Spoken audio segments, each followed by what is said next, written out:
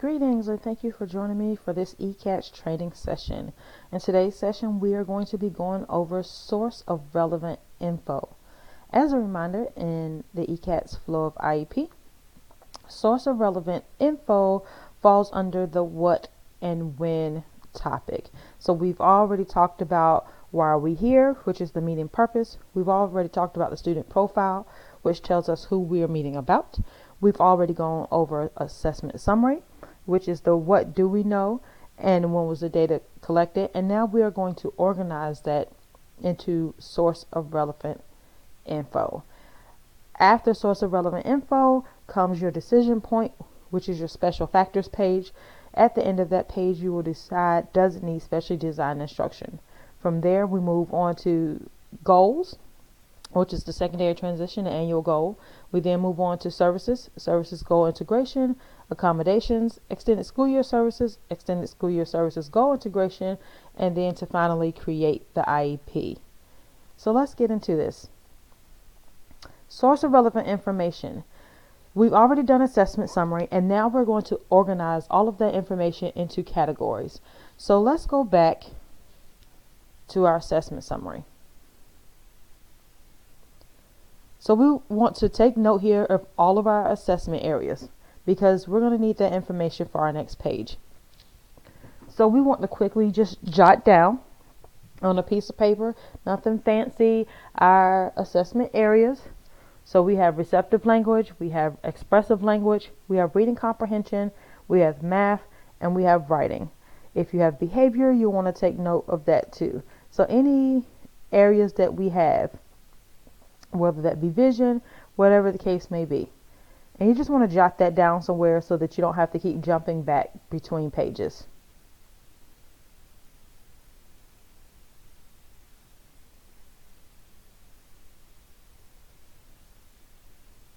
And I do apologize for those of you who are a little confused as to how I got to this page.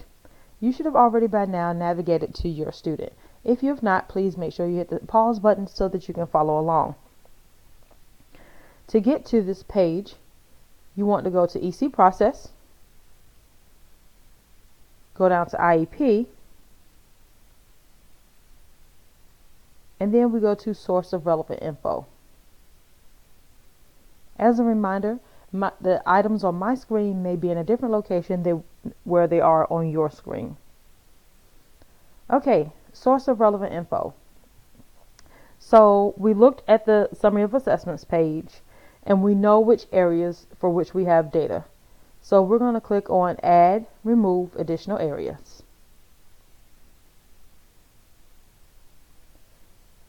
And we're now going to go look for those areas.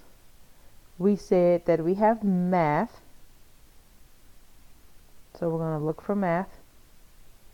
And again, we can easily do this by hitting Control F. So I type in math. I see it there. We also have writing. So I'm start off, I see two. The first one is written expression and the one is just writing. We also had receptive language.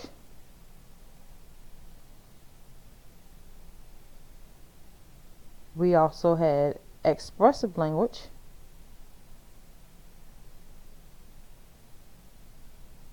And we also had reading comprehension. I type in read, I see 4 results. I arrow down. That gives me reading decoding. The next one says reading.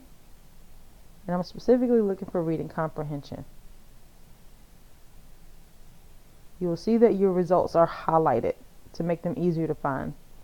So I'm looking for reading comprehension. I had previously checked reading, but that is not actually the area I want. So I'm going to uncheck that. Once you have all of your areas checked, hit save and continue. This page allows you to put these in a different order. So if you want all of the reading items together, all of the writing items together, you can do that. If you're a person who is OCD and you need them in size order, then this can be 1, 2, 3, 4, 5. We all have preferences in how we want things to lay out, so there's no problem. And we'll hit save, and you'll see now they're in a different order. And I hit save and continue. Alright. So now we want to add and remove existing data. When you expand the area, you will notice that there is information here from a service provider who put in information. So trial recording was done on July 3rd, 2019. I'm going to add and remove existing data. And I'm going to add assessments. These are the assessments that were done before. Now sometimes we click on stuff and we're moving so fast and we forget what area we're supposed to be adding data for. Notice the area is not at the top, so you will want to take note of that. So we're going to go back. We're at reading comprehension, add remove existing data, expand assessments, and we want to check on anything that is directly related to that reading comprehension. Where would that information come from? It could come from ELA scores. It might come from educational progress monitoring. And there's nothing else that's directly related to reading. You can also expand the other boxes.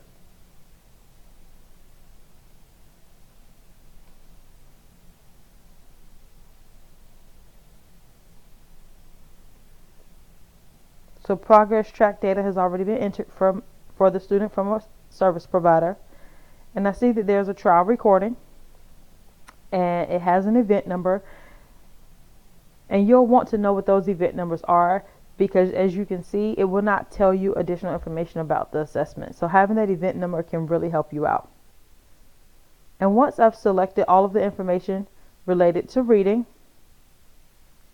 I'm going to save and continue. My next area is expressive language. Add, remove existing data. Expand the area. And I want to select the assessment related to expressive language.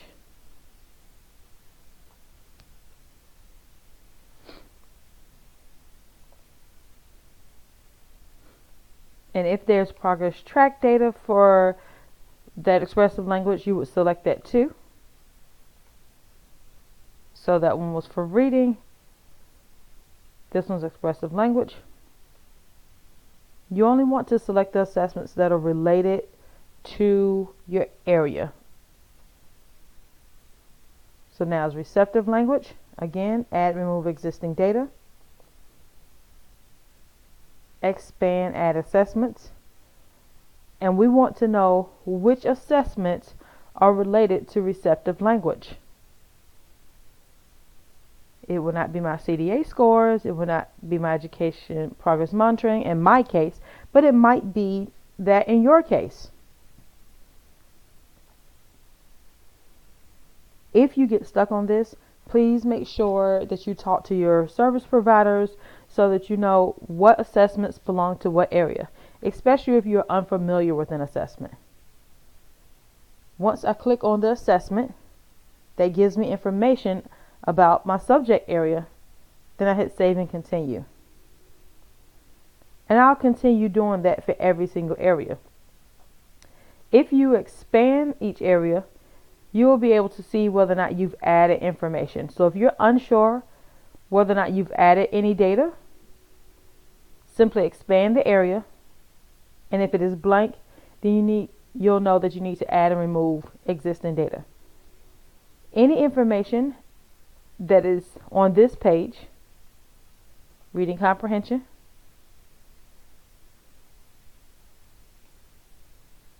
writing, math, all of that is going to come from the assessment summary page that you've done before. So if you do not enter the data on the assessment summary page, you will not be able to organize it in your source of relevant information page. This is why it's really important to have that progress monitoring data So it's not just enough anymore to say, oh, okay, well, I'm going to talk about grades and the present level performance. Well, if you do that and it's not in source of relevant info, then the parent does not know where you got that information from. We're now letting parents know, hey, this is where I got information from. So that if parents want to ask for a copy of the evaluation or a copy of the assessment, they know exactly what to ask for. And just so that we can see what this looks like, we click on Show Section. And we can now see what this will look like on the IEP. We see that for reading comprehension, the sources of relevant information are the educational testing and ELA quiz scores. And at any time, the parent can go back and say, hey, can I get a copy of those quiz scores? Or can I get a copy of that educational testing? That lets the parents know this is where we're getting our data from, and it's not just made up. To get back to where you previously were, you can either use the navigation menu or simply hit the back button. Just as a general reminder, you never want to hit the back button while you're logged into the software, because if you do, it will log you out. It will give you an error message. Once you are done organizing everything into categories, then you click Save and Continue. If you have missed the area, you will get a warning sign that lets you know that you need at least one piece of relevant data for each area. So, receptive language. I think I added that one already. I did.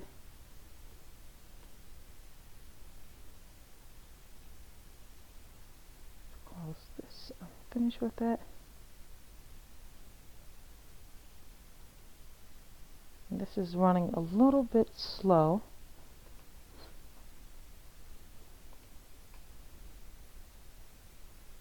So I've done receptive language.